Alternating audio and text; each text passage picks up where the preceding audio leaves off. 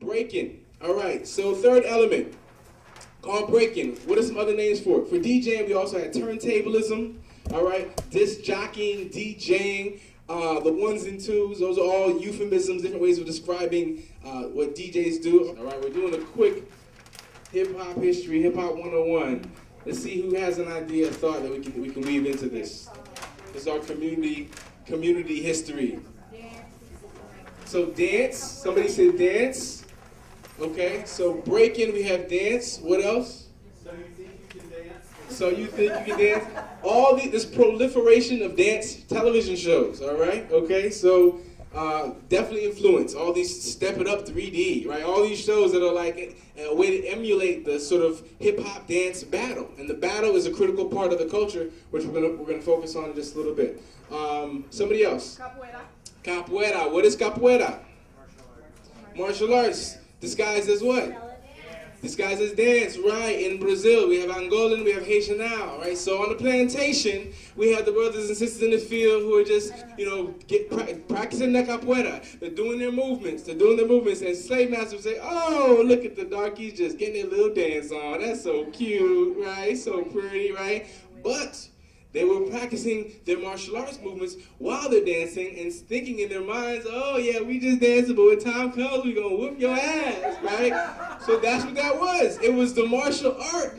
The martial art. The art was being hidden in the dance. All right, and this is not just in capoeira, because in the Negro spirituals in the United States, we sang Swing Low, Sweet Harriet, coming for to carry us home. We had hidden messages. In Trinidad, where my family's from, we had calypso music. And calypso music was this wind up your waist, and dance, sing music. We sang it on the plantations to carry hidden messages about slave uprising and rebellions and revolts, all right? So capoeira is seriously influential in breaking. Breaking is also called b-boying or b-girling. Why where does the name breaking come from?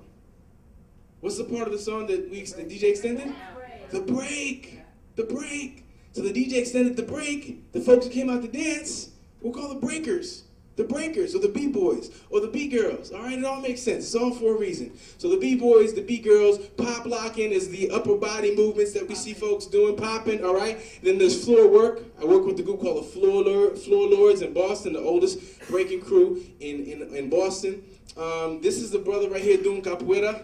So it takes a lot of, look at his physique, he's ridiculous, right? So it's a lot of physical training that goes into it. All right, there's a lot of physical training that goes into it. Let's go to the next slide. So we have the handstand. This is the Planet B-Boy. Is a great film that shows international breaking competition. Planet B-Boy, 2007 film, really powerful film. This is a cat in Japan who was doing the same stand we just saw. We saw the iconic. We go back one. Go back one. So we see the iconic hip-hop logo of the breaker on one hand, the capoeira brother doing his thing on one hand. Let's go to the next slide. All the way to Japan, all the way halfway around the world. Let's go to the next slide. All right, go back. Oh, you gave it away. Oh, go back. The other back. The Lindy Hop, all right, is also very influential. The Lindy Hop, all right. So we want to look at the R that is responsibility. For our dancers, we're gonna have a table of just dancers. Folks interested in talking about breaking and dance. And there's a lot of responsibility. These cats are just practicing. But if they're not responsible for each other in the way that we have to be responsible for each other and all the work that we do, they can really hurt somebody, right? Anybody really hurt each other?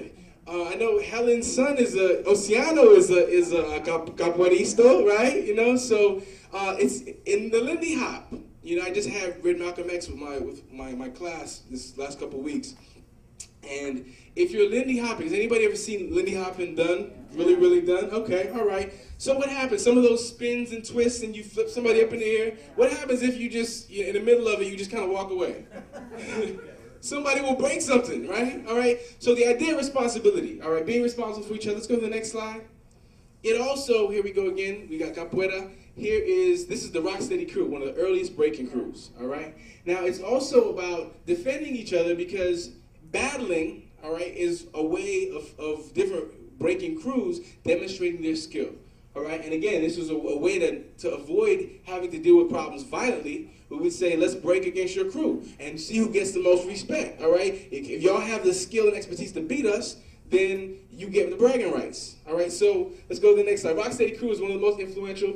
This is the New York City Breakers, and all these colorful names: Mr. Wave, Flip Rock, you know, Icy Ice, Kid Nice, you know. So there's a lot of pride and recognition built into their dance just by what they decide to call themselves. All right, let's go to the next slide.